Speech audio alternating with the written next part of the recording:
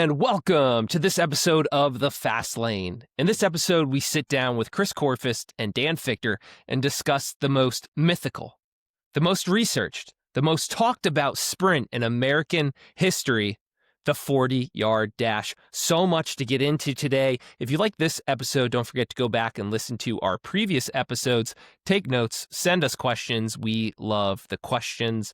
And now, speaking of questions on this monumental 40-yard dash podcast, we have a lot of writing questions. So guys, what I'm going to do for today is rather than start with questions and then kind of get into discussion, I'm just going to try to mix them in throughout because many of them we're probably going to hit on during some of your answers. And then for our previous episode, our TFC recap, I got a lot of great feedback from that, boys. I don't know if people are talking to you, but they're saying it was one of our best so far. So lots of pressure for this one. So let's be on it. Starting off, this is actually not a 40-yard dash question. I'm nervous. No, it's follow-up from our previous podcast. So I want to make sure we get those in. Brian Sabo from Eastwood High School and a very frequent flyer at TFCs. See him all the time at Sabo_Brian on X. Has just some follow-up from our previous episode where we recap TFC Chicago. So starting with you, Dan, Brian wants to know here, where do rebounds, quick style movements, and extreme slow ISOs fall into your weight room routines, right? So if you're doing some sort of, let's call it performance cycle that Cal kind of, has a really long 8-10 exercise circuit, where would those kind of fall for you? Are you doing them before particular lifts? Are you doing them after? Are they part of your warm up? Are they completely at the end? So rebound, quick style, and then your extreme slows. Where and how are you fitting those in? Yes. Perfect. Yeah, kind of what I was figuring. Well, so they're woven into the fabric of every workout, right? So it depends if we have a motor learning focus, then we're doing extreme slows, because I think that's early motor learning stuff that's really successful. The quick style repetitions, I believe, is one of the best ways to teach the brain how to understand the difference between eccentric and concentric. So we teach start and stop and being able to understand that type of movement. So that's in just about every program for every high school kid that I write programs for. Rebounds are everywhere. Altitudes are everywhere. They are mixed in as potentiators. They are mixed in between sets. So you name it, we do it. So shout out to Brian. He's awesome. He's a great dude. But we implement it every single day, every time we train. Wonderful. Thank you. Yeah, I'll second that. Brian is the man. And now for you, Chris, he's asking, when you're performing hip hikes, do you like reps? Do you like going for time? Do you like do a rep and hold, or kind of all of the above? Yes. Perfect. Nice. I love where we're starting this. I think you have to start with endurance first and get the technique down when you're tired.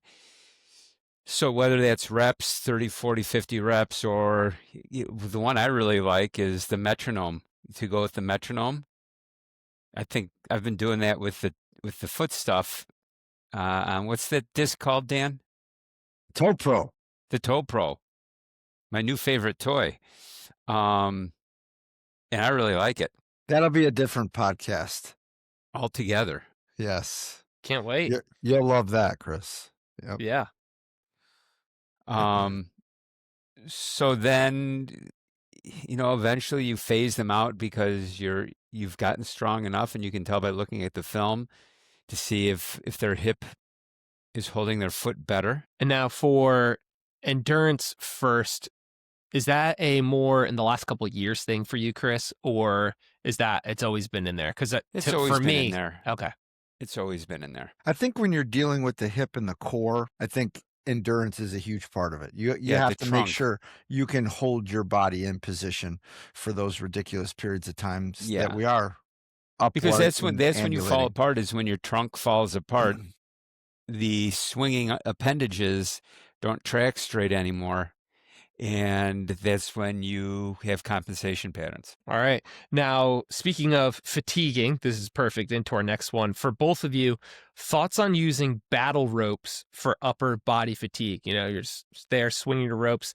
He's moving the feet around. They're having kind of a focus on hip and rib positions for, let's just say, you know, your high school population, maybe limited equipment. Thoughts on battle ropes? Could that be something good or just bad patterns being formed? Anything can be good and anything can be bad. I think it's more if you're looking for the adaptation that you need or want, I think the exercise doesn't really matter. I Yeah. think if whatever you're trying to search for the end product of the adaptation that you want to occur, you can get there through many different ways. I mean, if you're looking to get fatigued out and, you know, grab rope for a long time, which hand grip strength and endurance is great, and moving your arms, then it's a great exercise. But from a running standpoint, I don't think your elbows ever pass your body. So everything's happening out in front here. Perfect. Yeah. And that's exactly what you've kind of been talking about with upper body training is getting the elbow in front and behind, and Yeah. that kind of peak velocity, peak power is going to occur right at that midpoint. As But your if you elbow's have a going bunch forward of and back. kids and you're at the end of the workout and you've got to kill 10 or 12 minutes, have at it. Yeah. Go I'd swing have the a battle ropes. hanging competition. I Go hang think from something. I would agree with you. But if you've got the ropes and they're out, battle ropes. There we go.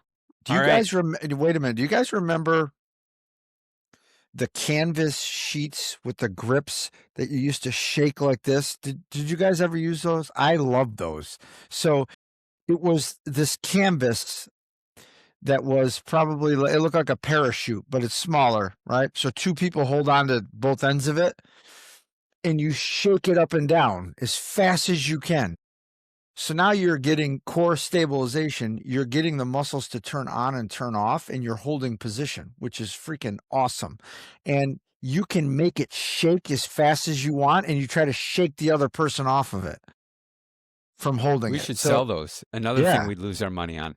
Exactly. Sure. If All you right. guys need some money to start up to lose more money, I'm in. We're in. We're the guys for that. There We is can lose a- money like nobody's business.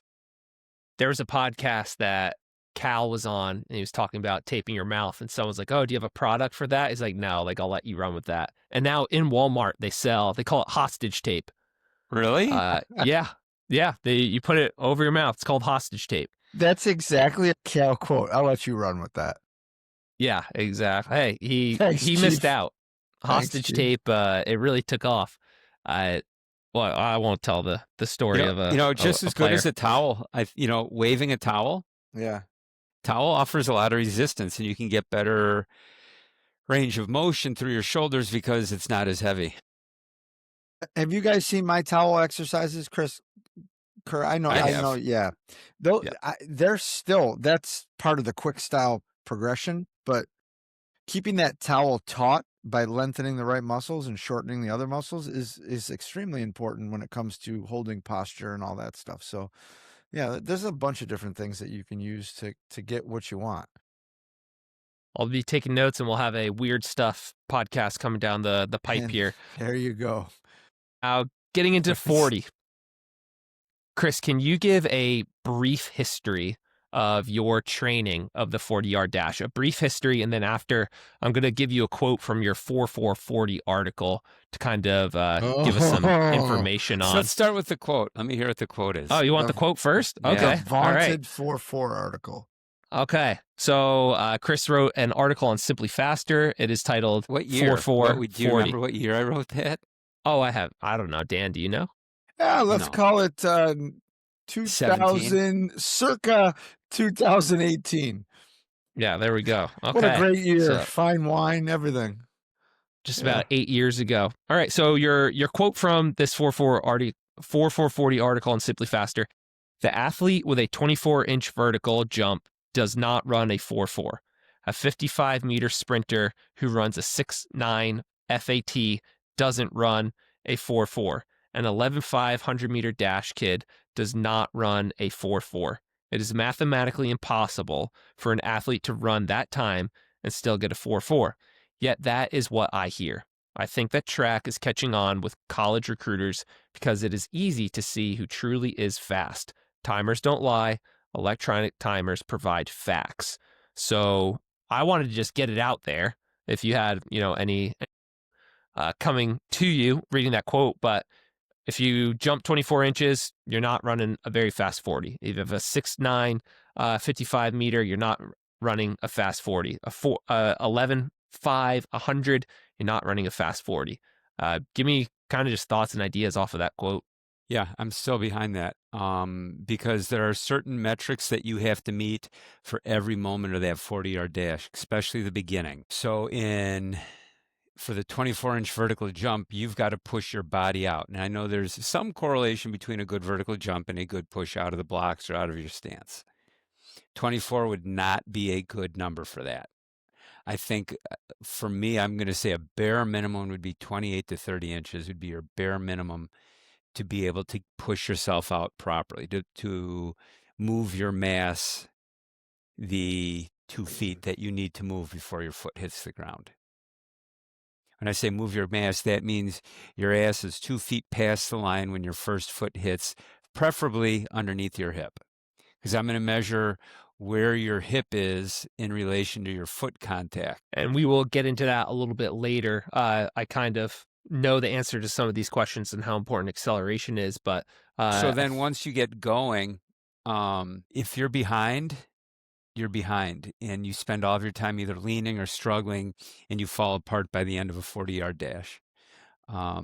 So you have to be on, as they say on TV for football now, on schedule to run the proper time. So yeah, I still stand by that. And usually, once you get moving and you've already got that momentum stored for you to go, it's hard to break down at the end of a 100-yard dash or a 55-meter dash and stuff like that. And and I think most people get the coaches 4.4, which is great. But when you see a real 4.4 and not a combine one, because remember the combine timing isn't perfect either. But when you see someone legitimately that fast, you're like, yeah, that's just different. Like when Darnell Mooney came and ran out in the street. Darnell Mooney's one of the fastest players in the NFL. He was different. He moved differently than everyone else. Now, we were going to get into combine timing in a little bit, but can you just hit on that for us, Chris? The NFL combine isn't a true laser to laser. Right. There's a test, there's a moment for coaches to hit a button. And remember, the NFL combine, more people watch that than the World Series. And the way TV is set up now, professional sports, is everything's got to be a record. I mean, just watch the playoff games now. He is the third person at the age of 24.3 to have run 8.4 yards per carry. The only two people better than him are Walter Payton and Barry Sanders. And so everything's a record. That's what sells. That's what makes people watch. So someone's going to break it every year because that's what gets clicks. That's how they make money. Wow. No, that's and I'm not great saying point. Xavier Worthy isn't fast. He's god awful fast. And he may have run that. I don't know. But remember, the job is to sell tickets, to make people watch. The people who are sitting up there, the teams that are sitting up there, they're watching. They know. Yeah, I believe it. And just because we mentioned some other tests, a vertical jump, a 55, a 100, do you have anything for a broad jump, like off the top of your head? Is there a good number or metric of like, hey, if you're not broad jumping this, you're not running a fast 40? I know it's putting you on the spot a bit. But 9.5, 10? 10 feet. 10 feet? All right, I have some slow athletes then. All right, so Dan, kind of moving on for you. Do you want to cover any brief history of training the 40 there? Chris wanted to skip over that question, which is fine. My history is training myself when I played, and I was able to break that rate. That race is a controlled entity where I had an alarmingly fast 40-yard dash. I'm not quite sure I played as fast as my 40-yard dash read, but I mastered that race. Because that's where the money is. Yeah. So I've back in my day there wasn't electronic timing, but I've been on the clock under 4:2. So Okay. so I Into a had headwind. it downhill with roller skates, but I had it broken down to what I needed to run, and not even knowing anything about training, just in terms of my 20-yard dash, my fly 20. Never rarely ran a 40-yard dash. So I've been through all that process. And then I started training guys and understood a little bit more about it's your first 3 steps in the 40-yard dash and how you project your center of mass. And for me, it's always, and Chris and I have talked about this a lot. It's your rear foot push that moves your hip forward That's right. is That's the key. incredibly important. And I see nobody doing that. Nobody. You know, I always question the people who show up and then they bunch all their weight on the line and there's no weight on that back leg. They can't push their mass forward. They're falling forward now. So now instead of driving out, you're stumbling out. It may look good, but you haven't projected your mass. Your trajectory is going to be in a downward fashion rather than up like an airplane. You just watch on the first step, you just watch it in super slow motion, and you watch, like if you put a big ball on their hip and you just watch their hip, does it go this way or does it pause for a moment and just do this as the center of mass moves forward? Nothing moves. So Yeah. you have to punch your head from the rear foot to get the entire body out in front. You've got to create space for your hips by pushing your head forward. And for those that are just listening, Dan is kind of just alluded to a lot of horizontal projection, getting the hips out. And that's kind of what Chris was alluding to in some of his recent answers here. And then, so for you, Dan, do you, like Chris, have some like, hey, if you're not jumping this, if you're not running this, you're not running a fast 40, some like easy numbers and metrics to throw out here in the beginning? Yeah, I'm going to be honest with you. I think that 10-foot broad jump is a fairly accurate. You better be able to project your body out in front, right? So then it becomes, when you hit those angles of the broad jump, can your brain now be accustomed to falling and being able to put that into forward motion? But can you keep your mass out in front of your engine? Yeah. Mm-hmm. So for me, it was, you better be able to run nothing worse than a 2.5 20-yard dash, right? Mm-hmm. And then in your fly 10, you better be under 9.96. Okay. All right, and perfect. Let's Yeah. hit on that, because that's the next question there.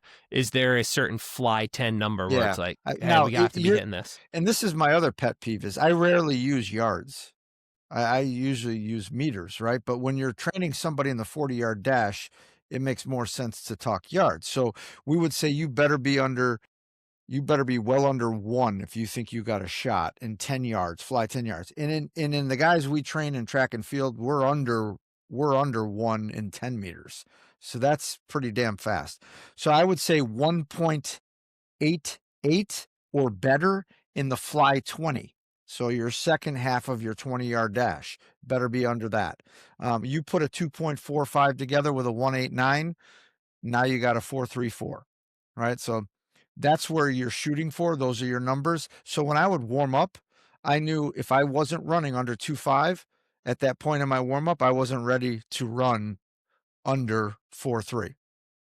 Well, that's really smart. Yeah. That's really smart. And most people will go and say, okay, I'm going to run and then the second one's their fastest. I always knew exactly when my next one was coming was going to be fast, because I knew as soon as the person who was training me hit the watch and I ran 2.4 something, I'm like, okay, next one, I can run 4.2.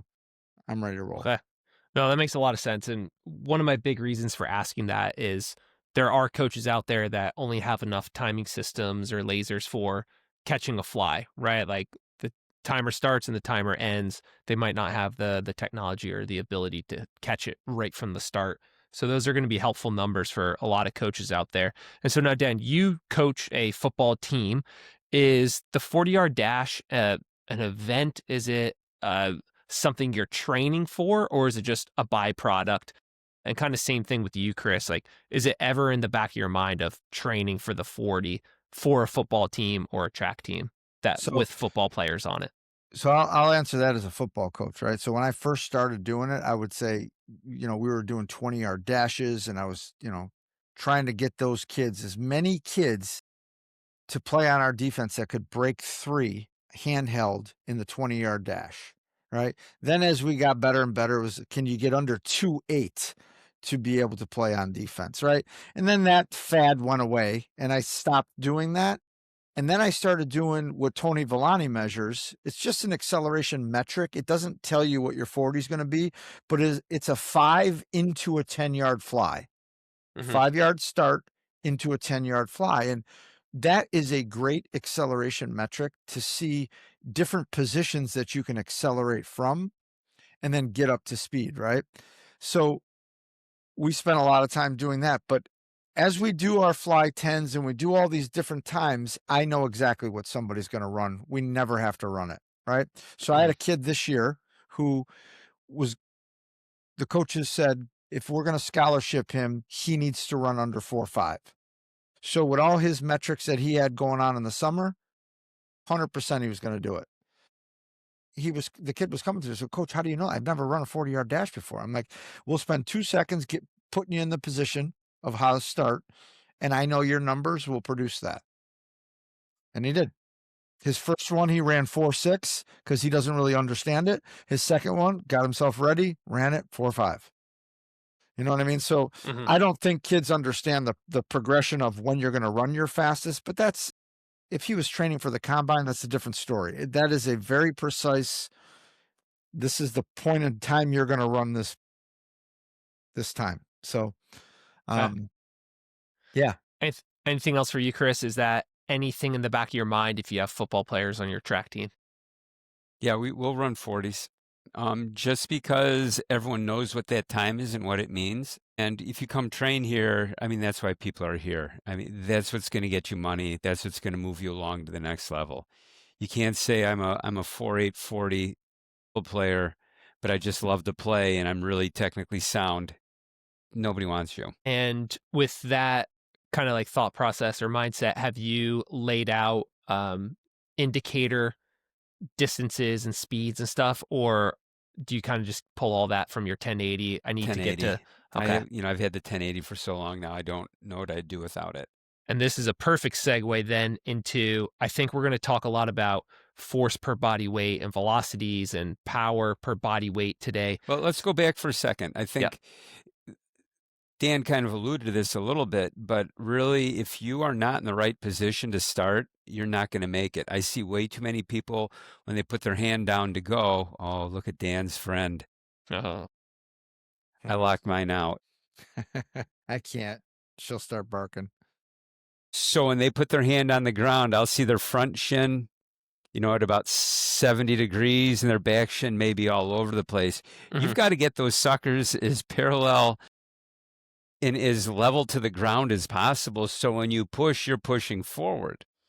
If you've got your front shin up, that is now a barrier for you to have to move your mass over. So instantly, just to get over that leg, regardless of how far it falls down, you've got to get your ass over that leg because it's not pushing forward. It becomes a hurdle almost, a barrier. So a question was going to be kind of like, hey, what's your go-to ideal setup?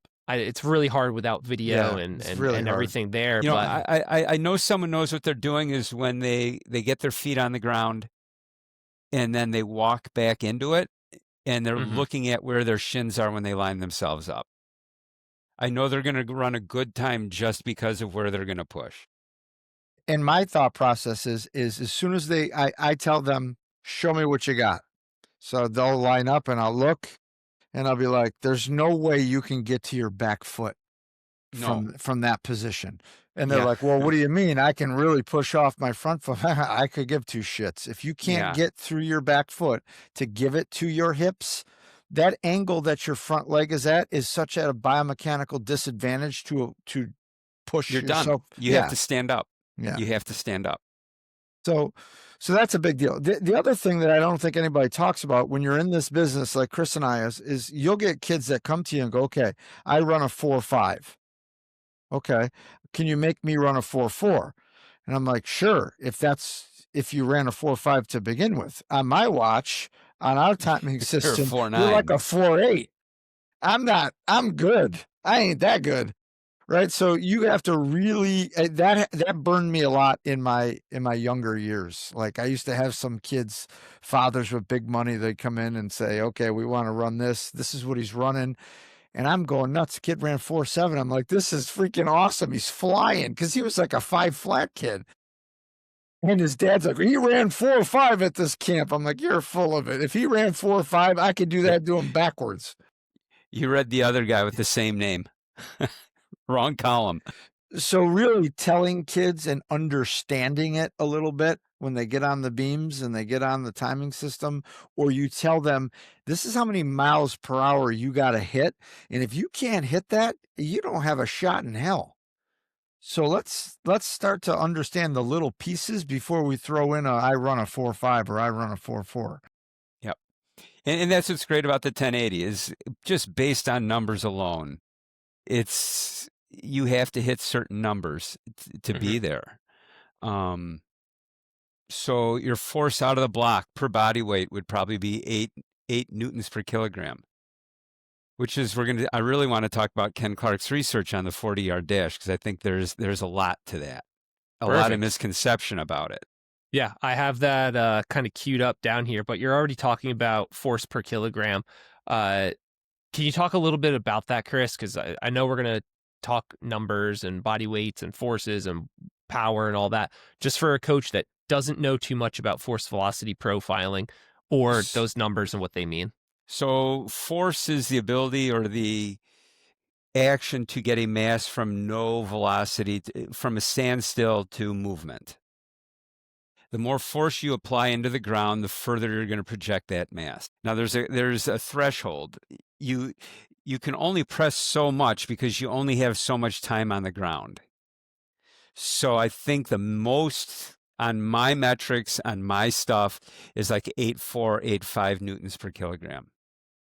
If you push longer than that, you're on the ground too long, and then you're late. So now you're going to fall. But if you're below 7.9, now you're behind. You haven't pushed hard enough to let your mass clear that leg that's on the ground, and so that foot's going to strike out in front. So there's this very narrow area that you've got to press in. So if we're going to jump to Ken Clark's research, which is, looking at the combine from the 40-yard dash, everyone that shows up at the combine is an elite athlete, right? They're all going to press inside that range. So when Ken flattens out all the steps and makes that graph, everyone accelerates at that same rate. The 310-pound guy has a great first step. It's just his mass is so much that he can't get that mass to move far enough, or his legs to spin fast enough to get that mass going even further. So really, that when you see the two lines separate after the acceleration, that's really just because they weigh less. And because they weigh less, they can make their legs turn over faster, and that's why they run faster. So it's deceiving. So it's not truly max velocity because you've developed all of that potential in your acceleration. Now, if you take 1080 numbers and you look at what NFL athletes do, you'd be amazed at how great the first step is for some of these really big guys, that their numbers are in that range. Some of the defensive ends that are making a lot of money, their first step might be even a little bit better than some of the wide receivers, which is why someone at 250 can run 4.4, 4.5. It's because they've created so much momentum at the beginning that they just have to keep up at that point. So on his research, everyone is coming out at that same speed. Now, if you broke it down per step, we'd start to see some things break up much sooner than what the line shows. And how do I know that? Because I have access. I look at NFL teams' data on the 1080, and that's what you see. Now, cool research just came out from Notre Dame, where someone on their staff is looking at all their players and trying to figure out, I think it's Notre Dame and University of Kansas. It was a joint research project. And they figured out that the real reason why the big men can't keep up, it's really limb velocity. Their frequency for turnover is less than what the smaller guys are. Most likely because they're just so big. It's just Yeah, they're so much big weight to because move. their thigh weighs as much as the wide receiver. I wonder what their step count is in the 40-yard dash. It's going to be a little bit short, a little bit shorter because they can't project their mass as far. That makes sense. But so that's what's deceiving about that piece of research is you think, well, it's got to be about max velocity. And it's really about how they set themselves up to get to max velocity. And just really quick, the research article that Chris is referencing for everybody could be found in the Journal of Strength Conditioning Research, and it is titled The National Football League Combine 40-Yard Dash, How Important is Maximal Velocity? And so Ken is looking at that max velocity, but as Chris and Dan are alluding to here, it is because these elite athletes are getting that elite first step. Yes. And they're all in that same group. Now, once they start to accelerate, that's where your body mass really comes into play because, again, you've only got so much time to put that energy into the ground to create power. With less weight, you're going to the body's going to go further because it's less weight. And so for me to run a 4.4, those numbers are going to range between 21 and 23 watts per kilogram. That's on my timing on my track. I know some people get higher numbers than that, but I haven't seen, and I've seen a lot of data. I've probably seen more data than anyone else. Is 24 And can you on a 1080. Can you describe, Chris, what watts per kilogram means, please? That's your power to accelerate. So how much power are you generating into the ground per body mass?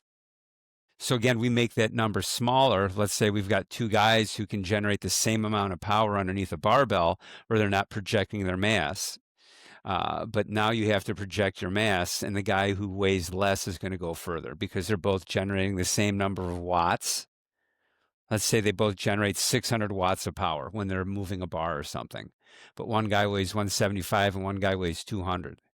The guy who weighs 175 is going to project that mass further because he has more residual power just from, his body mass being less. Force per average body Awesome. weight. So Yeah, force per average body weight. Go ahead, Dan. let me ask you this. So Are you asking me or Chris? I'm asking both of you guys. Okay. I'm just throwing out a hypothetical because I don't know. The red light's scaring me. I think you're in Antarctica, and that's like a red light because there's no sun down there, and you're doing some kind of research about could the be. black hole into the middle of the planet. That's very possible. Tendon Sure. stiffness in sub-zero temperatures. Tendon stiffness on the other side of the world. My Yeah. tendons are freezing. They If- rebuild the collagen this way. Correct. Yeah. If it's force per average body weight and I project my hips in a certain position, I think exponentially it's going to get worse as that position comes off, right? That's why your power decreases. Yeah. So Same that with position force. is so important, and it becomes extrapolated even more when you're lighter and you can push yourself with those angles. And that's why that number diminishing rate of force is so important is the longer you can keep a horizontal push, the faster you're going to go. Right. Because once you stand up, now you're just staying alive. Then it becomes about velocity. Staying alive. That's a good song. What's the velocity? What's the fancy word? Keeping your speed up. Whatever. Think of fancy words that go in for that. Because once you get up Velocity and you're maintenance? sprinting, velocity maintenance.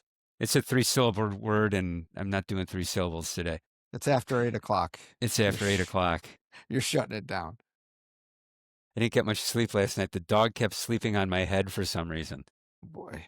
It's the fireworks. They're afraid of the No, or the she Chicago just wanted my nightlife. pillow. Oh, there you go. So that's Dan- gonna prelude into, I don't even know if that's the right word, but it's going to go into how important falling is and being able to catch yourself and doing that without a huge threat to your brain because that shuts your power right off. That's right. You're going to stumble and stop rather than accelerate. How about this quote? Gravity never fails and the earth never misses. Whoa. Did Whoa. you eat a mushroom to say that or think about that? It's possible. I plead the fifth. So Dan, Chris is talking about his 1080 kind of numbers and metrics. You've alluded to your 5-yard start or 5-meter start and then kind of a 10-yard, 10-meter fly there. Are there any metrics, force per average body weight, or whether it's just in the weight room because that's all you have, any sort of force or power metrics you're looking at comparing body weight with times or distances or anything? No, I just tell a kid when he wants to run really fast, he's probably going to want to weigh the least amount that he can. I mean, That's the funny thing is at track meets, I love it when people are down like, oh, I got to stay hydrated all day. It's hot out here, and they drink a gallon of water, and it's like, you just completely change your force velocity profile because now you've added 7 pounds of mass to the middle of your body, and you've just decreased about 1 or 2 watts per kilogram with nothing just to the because you're engine. staying hydrated. I'm going to tell you, Chris, when I ran my times, I knew exactly what I need. I needed to weigh 168 pounds. But when I'd step on the scale, I'd drink a gallon of water, so I'd weigh 175 pounds. And then go piss it out. Yeah, but I never wanted to run anything. Like I needed to be under 170 to run that fast. There's no possibility I could do it any heavier than that. When Carl Lewis did a TFC, he talked about that. He said, I think his body weight, and he's tall, he's 6'2". Yeah. I think he said that if I weighed more than 162 or 163, I knew I wasn't going to run well. I was too heavy. That's how calculated it is. It is. And it's when you talk about force per average body weight, why not manipulate that? Just freaking drop the body weight. And then someone's going to say, well, then why don't I weigh as little as possible? But then there's no force coming down to the ground with your body weight coming in to actually create the energy to make you go forward. So there's this narrow bandwidth that has to be perfect to run really well. So back in the day, so Chris has all this technology and he can measure all this stuff right now. Back in the day, I used to say if I couldn't squat 315 for 3 sets of 20, I wasn't strong enough to run fast. But if I got up too heavy and I made squatting that really easy, then I knew I was too heavy, right? So there was a point of that's how strong I need to be, but I also need to be this light to be able to project myself. And I didn't even know anything about the physics of it or force per average, but I didn't know anything about that other than these were my results based off of how I felt. 3 sets of 20 with 315 is definitely some good endurance work there. Wow. I'm a 1 set of 1 for 135 guy. Yeah, there you go. That'll do it. So we're really hammering on how incredibly important the start is. And again, I know we don't have video. I know we don't have pictures. And a lot of people will be listening to this in the car with audio only. But Chris, you've kind of talked about for your ideal kind of setup or start, you want to see shins lower, right? Yeah. You don't want to see them kind of crowding the line. Dan, you've mentioned a few times, you have to be able to kind of push through your back foot. Are there any particular shapes or positions that you guys are like, hey, get into this or don't get into that, or anything if you're viewing from the back, the side, the front that kind of just comes to mind for some coaches listening? I like eyes projection down, not up to force any type of pretension in your back. Number one. Number two, I like this is a weird one, but so when you line up, and I'll show you guys like this. When you line up and your arm is down and your elbow, if I collapse this. His arm looks like the Red Hulk. So my line of pull, see my line of pull of that joint? It goes lateral. So when I coach people to get down in the 40, I have them turn their arm like this. Their line of pull goes back. Does that make sense? Oh, like that. Ooh. Yeah. So it's a smoother pull because most kids will go like this and here they come. That's the first line of pull. Instead of Drop turning your camera it. down so people can see your hand, Dan. Okay, let's do this. Oh shoot. This is good stuff. What did I do? You're good. Hold on. You're good. You're all good. You're No, all you're good. there. We see you. Okay, so Red Hulk. Yes. So here's my hand in the 40-yard dash, but my elbow tells the tail because my elbow is lateral to my body. The line of pull of that joint goes sideways. If I press my hand down into the turf, I got my body weight over it, and I rotate my arm like this, my line of pull goes Ooh, back. good one. That's So really I do good. that in the blocks too. So when we're set up in the blocks, I know my trigger hand, because if you look at elite block starters, the first thing you see move is their hands because it's the fastest signal to the brain, right? So you'll see their hands move. So I want the joint in position to, when the hand moves, it just goes back. Make Awesome. sense? Yeah. Super. That is Thanks, really for, good. thanks for keeping that from me for 25 years. That's Hey, a I really had good to one. be able to run a faster 40-yard dash than anybody, so I needed to know all those things. I'll tell you what, you want to talk about the short shuttle? I'll get a slow dude to run a fast short shuttle. Yeah, That's short all. shuttle's easy. That's easy. Yeah. Yeah, that'll that be shouldn't for even be a test a anymore. later one. Right.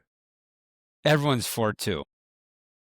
Yeah. 4-2. So, Chris, as we're talking about these shapes positions, can you talk a little bit about heel flick, or the shape of the foot, or the shape of the ankle, or where you want the heel in position to the toes as you're coming out of your starting position?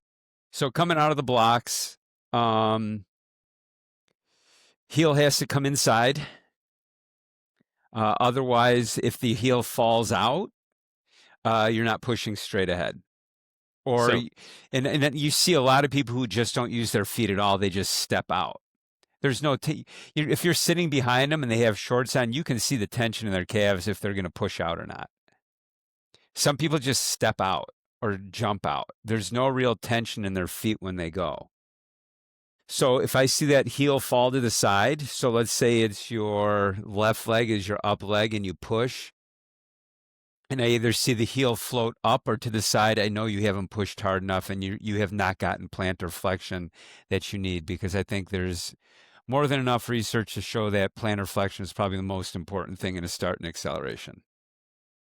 There's a lot that goes on there, but we'll talk more about that when we have what's our product called, Dan? ToePro? ToePro. When we do our ToePro podcast, Correct. which we don't sell. Someone else sells it, but maybe we can get that guy on. That guy, I'm telling, I Oh. talk to him all the time. He's brilliant. Yeah, He's let's get awesome. him on. Okay. Perfect. That'd be good. Because he's really good at feet. Do you guys want to Yeah. talk about my ancestral DNA or no? I already know. I saw the results. I'm just kidding. I'm sorry. All right. I didn't know if you had something of value off of that to add here. Absolutely so I was like, not. all right. So Absolutely if I'm watching film from the side and I see your heel moving forward, I know that you're getting the plantar flexion that you need. And I can also look to see how vertically your foot is when you push out, because that's going to dictate how low you can keep your shins. And then if I'm watching from the back, and if your heel floats up, I know you're not pushing through your feet. It's floating. It floats up to go into your next step. Now, Dan, you've alluded to it a few times. I think right now is a good time to kind of go into the neurology of falling. But before you do that, for people that are running the 40, I've seen you doing VORs pre-run with measuring certain things. Are there any favorite neurological activities that someone could do pre getting time for a 40 to kind of stimulate their vestibular system, and then kind of go into some of that neurology of the start and falling, please? I love curved runs. Just doing curved runs on any lacrosse type line fields. I think curved runs get your vestibular system amped up. And again, your body's interaction with how you fall is so important. So your brain has to permit like a forward loss of balance in order for you to even start to accelerate. So if it's not comfortable in those positions, you're going to hesitate, you're going to stumble, you're going to do all these different things that challenge and build that threat matrix. So we spend a lot of time getting out in those positions. And I had a theory, and I talk about this for the last 20 years, that I think really fast people, when they were kids, if you ever tracked them, fell a lot. Because as you start to develop your vestibular system as a kid, if your head is constantly out in front of your center of mass, you then have to adapt your reflexes, your stumble reflexes, and all these things to make you a better positional accelerator. So your acceleration for me begins when the brain allows you to fall. And I believe falling is a training entity. Like, you need to train it. And there's a bunch of different things you can do for it, but speed is like a permission to me. The brain gives you permission to run fast. And I believe, and Jay Schroeder used to say this a long time ago, everybody's fast and everybody's strong. They just can't display it. So in its simplest form, we talked about it a little bit, force per average body weight. If you want to run faster and you weigh 300 pounds, if you weighed 200 pounds, you'd run faster, right? So being able to display speed depends on a lot of factors, but a lot of it is your brain's permission to run fast. And then your motor cortex to allow the tendons to be stiff enough when you hit in positions of falling, right? So you want those stiff tendons to be able to, like the first thing we saw, Chris and I, when we were in South Carolina, and that kid from South Carolina ran his, I'd never seen stiffer ankles in all my life. Like, he was bouncing. His ankles were so rigid, like, in basketball shoes. yeah. So you got your vestibular system that you can activate. You have your cerebellum that is responsible for predicting the impact of your foot when it hits the ground. And then you have your motor cortex that's going to set the stiffness. So all those things from a neurological standpoint can be trained without even lifting a weight, without even running a sprint, right? And Chris and I talked about that at Revolutions a little bit, but it goes far beyond that. And it can be simple stuff like put your toes on a ramp when you're standing, when you're doing your upper body work. Yeah. You know, lean in, lean forward when you're doing standing upper body work.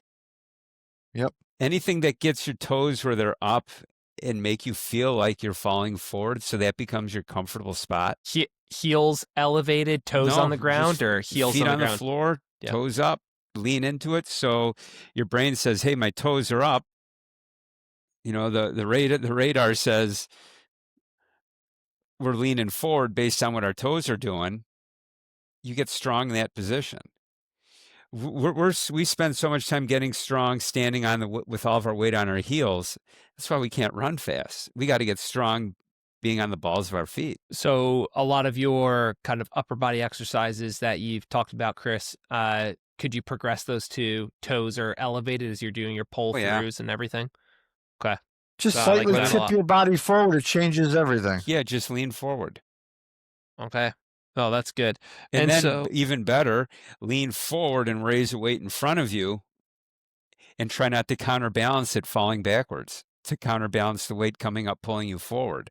Develop the system strength to hold in place when the weight comes up. You're thumbing through some papers there, Dan. Is there something you're hunting for? No, these are just I sent some of these research articles to Chris just on the intrinsic muscles of the foot and how important they are in order for us to change direction. But if you're talking about changing direction, it's almost the same exact positions as acceleration and being able to get your center of mass going the right way. So we need to spend more time doing that. I really love we're 50 minutes into here and we haven't mentioned, an exercise, so to speak, like, oh, you have to be able to squat or deadlift or whatever. And I think it just goes to show there's a lot more to it than a lot of people would kind of think. I think a good place to kind of move into now is another article you wrote, Chris, on Simply Faster, the 0 step winning before the first foot hits the ground. I kind of just want to read a quote and then ask some follow-up questions there, if that sounds good to you guys, or was there anything else you wanted to hit on? So again, article is Simply Faster, the 0 step winning before the first foot hits the ground. In order to be fast, you need to hit 3 meters per second or 6.7 miles per hour on your first step. If the athlete has not reached that threshold, their body's not moving fast enough to get the center of mass forward enough to get the first step under or behind the mass. So you kind of alluded to that very, very beginning of the podcast here, Chris, but just that last part, their body is not moving fast enough to get the center of mass forward enough to get that first step under or behind the mass. What does that mean? So you're moving your butt forward, right? You're pushing out. You've got a limb that's got a step to catch you for your first step. You can only move that limb so fast. There's a maximum, there's a threshold where it can't go any faster, just based on physics alone. So if your mass isn't far enough and that limb is going to move as fast as it can, you're going to step out in front, and now you're braking on your first step of acceleration. Okay. So that's why they call it, I saw it on Instagram, someone's calling it the negative step or whatever that is. It's really not a negative step. It's the fact that you've moved your butt, you've moved your mass, and that's just the normal speed of a fast step. Mm-hmm. So I see stuff like that, and I'm afraid people are going to go out and try to step behind themselves and actually run slower based on the naming of that exercise or the naming that action, when really it's about projection. You're going to step behind if you're moving your butt fast enough, which it's got to be 3 meters a second. And Dan, for you, are there first step measurements you're taking, or is it just what to be looking for and you're going to tell from your lasers between that 5 and 15-yard mark when you're measuring that? I think the time is going to tell you what that first step looks like, but I like the video I just like to watch the video in super slow motion, and I just tell kids, watch your hip. If your hip doesn't travel forward, I say forget your feet. Leave your feet right where they are, because if you're not pushing and that hip isn't traveling forward, I don't know where the hell you think you're going. Matt at Acceleration down in Austin made a great YouTube video showing that. Did he? Yeah, it's phenomenal. The quality is not great, but he sums it up, and it's like, yeah, this is it. This is how you run a fast 40, and it's all about projection. He was the one that I stole the 1 foot pipes that are vertical, so I can just watch and see where your hip is in relation to when your foot hits, and you had to be a certain distance out. And then you just see it right away because you've got the marker behind and say, yeah, you're not out far enough. It goes back to Franz Bosch and motor learning, right? So if the drill is creating the right atmosphere, then there's going to be some plus and minus or there's going to be some failure in the drill to learn it. But the number one quality is you have to move that hip forward. And then normally, just reactively, your foot's going to end up in the right spot. You have to push your hip out there. If your hip doesn't travel forward, I don't give a shit what you do with your feet. And I don't think the power clean is the way to do it, because that's a bipedal, straight up pull where you lose control of your scaps. Your shoulders are by your ear. Most people come off the side of their feet, and they're so worried about getting underneath the bar they've really not projected their hips very far at all. Okay, I'm gonna say something really controversial here. This will piss a lot of people off. I would rather have a drill like I'll call it a eyes closed micro falling than a power clean. Because until your body gets used to... God damn it. I'm done. We're done. That's going to blow up Twitter world. Like if I have our kids actually close their eyes, lean forward, practice falling and stepping and throwing their hips forward. And that's got more carryover than a power clean. It sure does. I mean, ridiculously, from a nervous system, from a reaction, from a projection of your hips. Simple. Close your eyes, fall forward. And see where you catch yourself. Yeah. So I tried to dig around. I could not find that video, and I looked on your social media channels, Chris, but Matthew Neal from XCELERATHION, Acceleration. He's the first guy with the 1080 and a quantum. Oh, all right. He predates me. And you And he's really good at using it. He's a great welder, so he can make really cool stuff that goes along with it. He has skills. I wish I had welding skills. Hey, with AI, it's a booming industry, so you might need. But I have AI nunchuck coaches. skills, like Napoleon Dynamite. It's important. You do live in Chicago. But yeah, could you describe one more time, Chris, what you're talking about? So it's PVC pipes and they're set out every foot. So what he did is this. It's much better than my setup. He has a starting line that everyone uses. Next to the starting line is a wall. And in 1 foot sections, he painted black and white columns. So he knows, based on your projection, where your hip is when your foot hits the ground, if you're going to run a fast time or not. So now you have a target as an athlete that I need to get to this distance, or this is where I need to be if I'm going to run what I want to run. Love me some targets, because then your foot ends up in the right spot. That's right. And an ideal distance. All right. So if you're pushing off at that proper 8 newtons per kilogram ish for your center of mass, a good distance, Chris, is about 0.5 meters or 0.54 yards from your 0 step to that first foot hitting the ground. Almost 2 feet. Okay. Perfect. And then we're really think hammering. About this. You've got your hand down on the ground and your butt's 2 feet behind the line. And so that's what kills me, is the people who bunch the line. Like, I got to get as much of my weight forward as possible. Watch how far they don't project themselves. Watch where their hip projects too. So again, you've got to line your body up properly to actually launch your body forward. And so a lot of questions we're going to save for part 2, but two kind of more I really want to hit on. So we have for almost an hour been hammering first step, start. But I want to read this here from your article as well, Chris, and then we dig into it. In a traditional weight room mindset, more is better, or further is better. But the problem is the future of the run. A huge push might be too much for the body to keep up with, resulting in a breaking second step that can't possibly keep up with the projection, resulting in a deceleration early in the run. Bottom line, there is a sweet spot. And so I want to kind of start that with, I have personally seen that on my 1080 where the largest force output is on the second or the third step, which is telling me that they're having some sort of breakdown. They're projecting too far out. They can't handle that yet. Right. Could you just kind of answer to that statement and then the quote I gave as well, Chris? Well, I mentioned this before, but if you project too far out, your legs can only turn over so fast.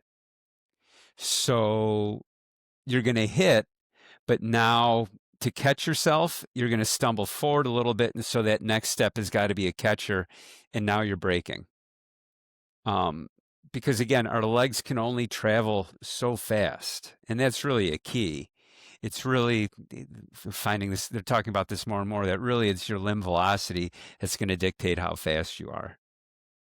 Rob Assisi talked about in his presentation at TFC, which if you guys haven't listened to Rob Assisi's thing on maximum velocity, that's probably the best presentation I've heard on maximum velocity. Attaboy, Rob. We'll get him on next time too. Okay. Yeah. We'll be into track season then, so everyone's getting itchy. Yeah. No, I can imagine. Dan's even helping us this year. Oh. He's already started. Is he your lighting expert? He is. Is this his tryout?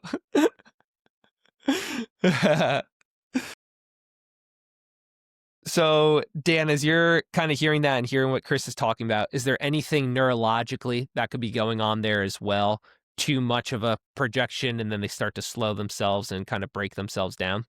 Yeah, because if you project too far out where your brain is comfortable, it's going to give you all the negative effects of what's going to happen when I fall on my face. So you're going to have to catch yourself, right? So that's going to be, I'm going to throw my foot out farther. I'm going to stumble. I'm going to fall. And I'm going to fall and catch myself and roll on the ground. I tell people all the time, if you're having an aggressive starting practice, you better stumble a few times. You better be throwing it out there past where you're used to be able to, understand it. It's a fine line. It's a really fine line. And if you're measuring sometimes those stumbles from a numerical standpoint at the beginning on the first or second step or the 0 step are their best efforts. Their body just hasn't figured out how to keep up with it yet. Right. I've had kids run faster time stumbling. Yeah. All right. So we kind of already agreed pre-recording that we'll most likely have to do a few episodes. We're an hour in, but I want to give one last question here for both of you.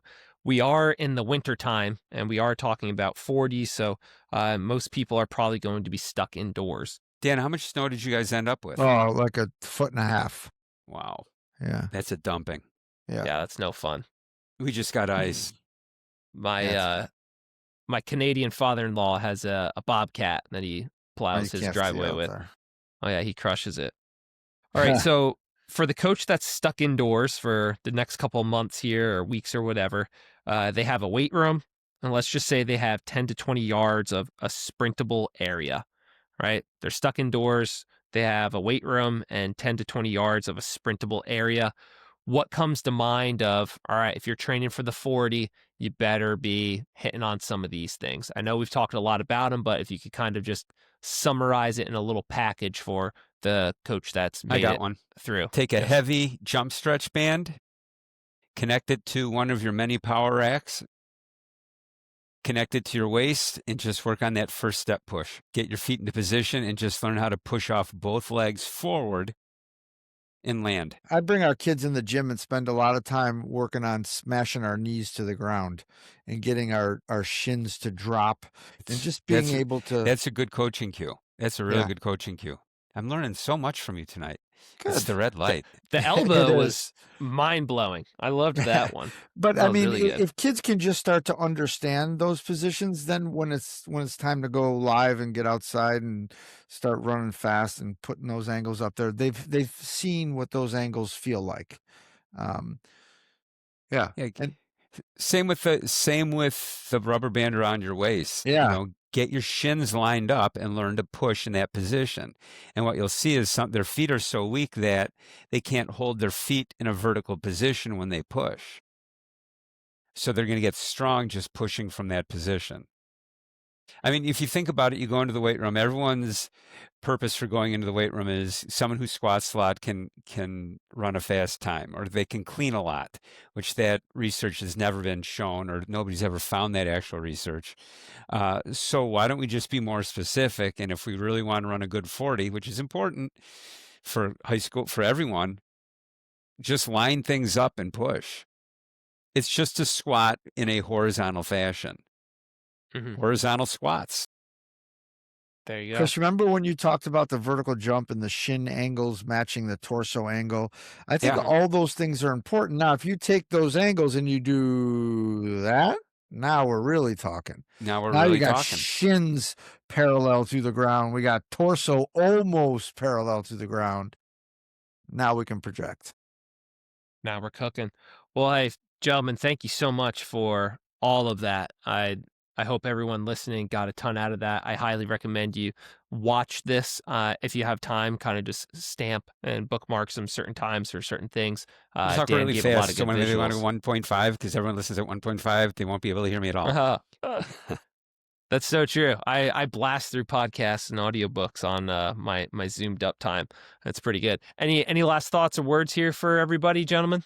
No. Yeah, I think this is catching on a little bit. We should roll it back and do a part 2 and coming in and finish this up. And I think we're in a period of time right now where people are looking for that knowledge and looking for that experience, and we've got a bunch of it. We're old, so we've got a bunch. We're old.